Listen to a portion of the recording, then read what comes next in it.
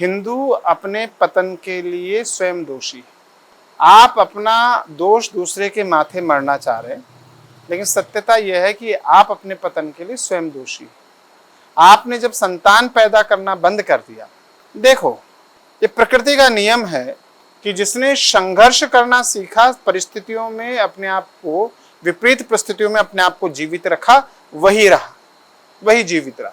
हमारे वैज्ञानिक भी यही बताते हैं कि अनेक जीव इस धरती से मिटकर चले गए, उसमें से हिंदू भी हो जाएंगे कुछ वर्षों में, क्योंकि जब तक आपने सबक नहीं लिया और आपने संतानें पैदा करना शुरू नहीं किया। आप मुस्लिम को दोष देंगे, लेकिन कब तक? उसने तो अपनी तैयारी करी, तुम्हें मना किया क्या किसी ने? पर हिंदू अपना एक बेटा होने के बाद नसबंदी कराने के लिए ऐसा लाइन पे लगता है, और वही बेटा तुम्हारी एक घटना में मारा जाएगा, जबकि तुम्हें पता है कि सामने जो तुमसे टकरा रहा है, जिसके तुम्हारे युद्ध की आशंका है, वो 12 पैदा कर रहे हैं और तुम एक पैदा कर रहे हो। तुम मकान बना लो, बांग्लादेश की घटनाओं से सीख लो, तुम मकान बना लो, बढ़िया सा बिजनेस बना लो, तुम लूटे जाओगे और ठगे जाओगे। जो बहुसंख्यक होगा वो तुम्हें समाप्त कर देगा, क्योंकि तुमने संघर्ष की परिपाटी को समाप्त कर दिया। शास्त्र कहता है सठे साठ्यम समाचरित, अंग्रेजी में उसके लिए कहा गया टिट फॉर टैट,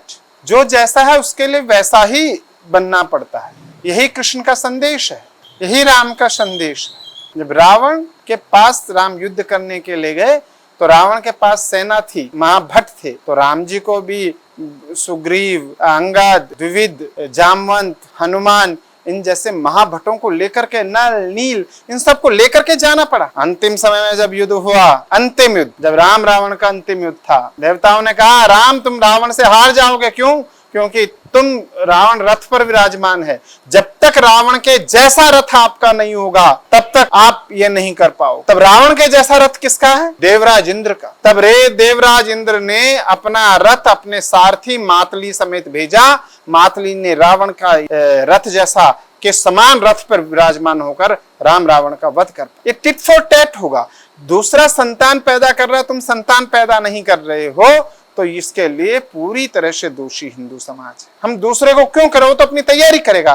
तुमने तैयारी करना छोड़ दिया, तुम राम के भरोसे बैठ गए, तुम कृष्ण के भरोसे बैठ गए। जहां तक बांग्लादेश की बात है, बांग्लादेश में जो हो रहा है, वहां भी हिंदू जब संगठित हुए तो सारी गतिविधियां अपने आप शांत हुई, कोई उन्हें बचाने नहीं गया। मैंने तो आह्वान किया था, या तो हमें जाने दो या उन्हें आने दो, लेकिन पूरे यूरोप में, पूरे उसमें हिंदुओं को बचाने की आह्वान हुई, और इसका परिणाम निकला कि वहां की सरकार ने माना, वहां के प्रधानमंत्री ने माना, हिंदुओं पर अत्याचार हुआ। कोई दोषी नहीं, मैं फिर कह रहा हूं, कोई दोषी नहीं, आप स्वयं दोषी हैं।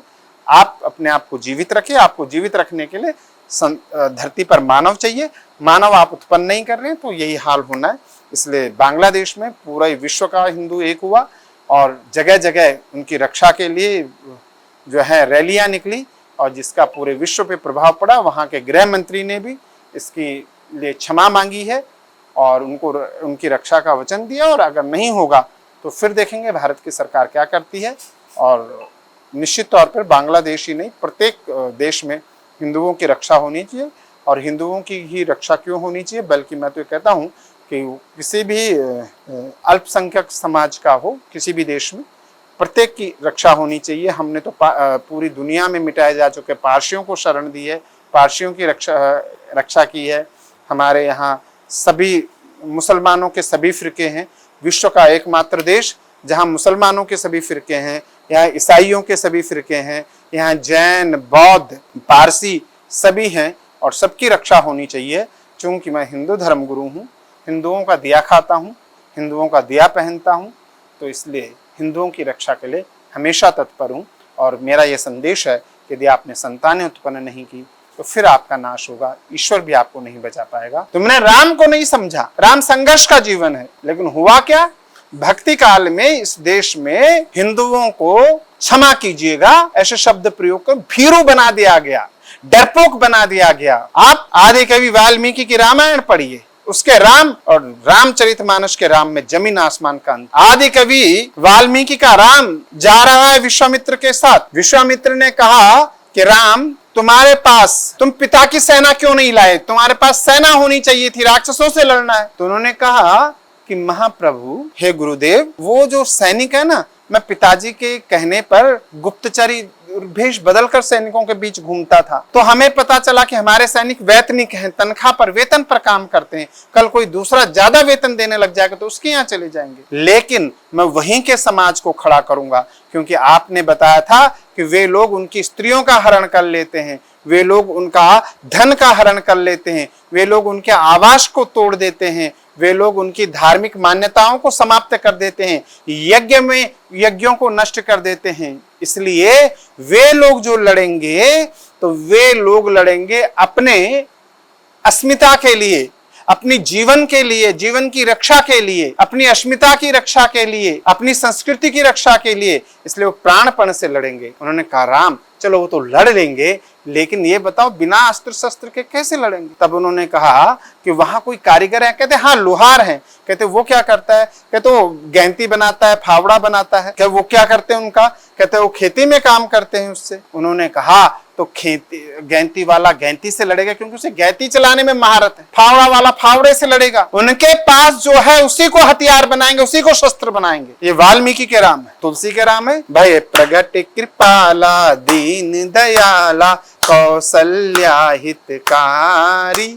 हमने पहले ही मान लिया कि भगवान का अवतार हो गया है, अब जो कुछ करना है वो भगवान ने करना है, तुमने कुछ नहीं करना है, तुम्हारा रक्षक आ गया है, तुम तो घर बैठ जाओ। ये अंतर है। हमें मर्यादा पुरुषोत्तम श्री राम को प्रकट करना है अपने अंदर। हमें राम को समझना है, हमें कृष्ण को समझना है। जब कर्ण बोला कृष्ण से कि माधव क्या है ये, मैं दुर्योधन का साथ क्यों ना दूं, जब मेरी मां ने भी मुझे ठुकरा दिया, मेरे जीवन में दुखी दुख आए, मुझे सूत पुत्र कहा गया और मैं अंत में देखो, तब दुर्योधन ने मुझे साथ दिया। कृष्ण ने कहा दुख किसे कहते हैं, तो बात किससे कर रहा है। जिसका जन्म लेते ही माता और पिता दोनों ने त्याग करके जमुना जी पार करके नंद के घर डाल दिया और वहां पग पग पर राक्षसों ने आक्रमण किया, अपने सगे मामा को मारना पड़ा और अपने सगे मामा को मार करके अपने माता पिता को मुक्त किया। उसके बाद जो जन्मभूमि थी मथुरा, बार बार जरासंध के आक्रमण होने पर उसे छोड़कर जाना पड़ा। तो मुझे दुख समझा रहा है, दुख की परिभाषा क्या होती, लेकिन मैंने धर्म नहीं छोड़ा। तुम क्या बात करते हो भाई। अभी मैं कुछ दिन पहले वीडियो देख रहा था कि एक महिला ने 24 बच्चों को जन्म दिया, हष्ट पुष्ट है। आप लोगों ने भी देखी होगी वो वीडियो। और तुम्हारी पत्नी है, एक एक बच्चे को पैदा करके कमर दर्द हो रहा है उनका। क्यों हो रहा है, क्योंकि जो नैसर्गिक क्रिया थी वो तो हुई नहीं। तुम्हारे तो वंश का नाश होना ही है ना। मैं बार बार कहता हूं कि जिसकी एक संतान है वो संतान दुनिया की सबसे नालायक संतान। मैं खुद यहाँ अपने आसपास लोगों को देखो, 35-35 साल के लड़के हो गए, वर्क फ्रॉम होम, 80,000 तनख्वाह, शादी नहीं कर रहे। अगर उनके 4 बेटे होते किसी की तो शादी कर लेते। माता पिता कुछ कह नहीं पा रहे, क्षमा कीजिएगा। लेकिन हिंदू अपने इस हाल के लिए स्वयं जिम्मेदार है। हिंदू की रक्षा अगर हिंदू स्वयं करेगा, बार बार कहना सठे षठम समाचरित, जो जैसा उसके साथ वैसा करना। अगर तुम्हें आगे से टकराना है 12 बच्चे वालों से, तो तुम्हें भी 10 बच्चे पैदा करने होंगे, अन्यथा आपके अंत को ईश्वर भी नहीं रोक सकता। इसी के साथ ओम नमो नारायण।